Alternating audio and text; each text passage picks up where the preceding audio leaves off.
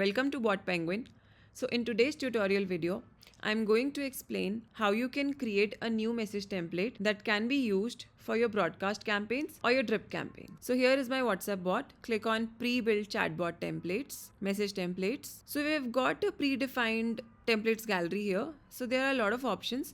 You can choose any one that you may feel that this is similar to what you want to send your user. You can use this template, make the minor changes that you want to, and then you can submit it for approval.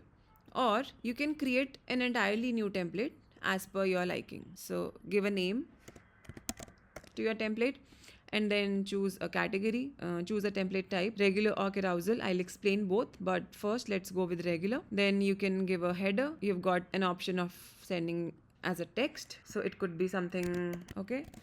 And or you can select media and you can select an image, video or a document, but if you want to keep it as none, you can do that. Then you have to give the text body, okay, and then even footer is optional, but if you want to give, you can give something like this. And then you have the option of adding a button at the end.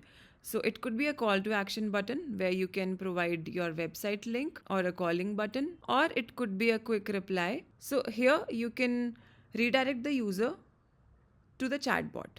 Okay. So, but for reference, I am choosing it as none. So I've created a template here. If I feel that there might be some more changes that I have to do it later, then I can save it as a draft and make the changes later and submit for approval later. But if I know that my template is ready, and then I can click on submit for approval now only. So as you can see, this is my template created. This is in pending stage right now. It will take some time to get approved. After it is approved, it will show like this, a green icon saying approved. Okay, so once it is approved, only then it will be shown in your approved templates for any campaigns that you are creating. So now I'll tell you how to create the carousel template. Again, you can give a name to your template, then select the category, select carousel template here. Then you need to add a text body. For example, if you want to put all those product pictures which are a part of your new collection, so you can add all those cards here. You can add all those pictures. So card 1 will have first product, card 2 will have the second product. So similarly, right? So a button is necessary on all the cards.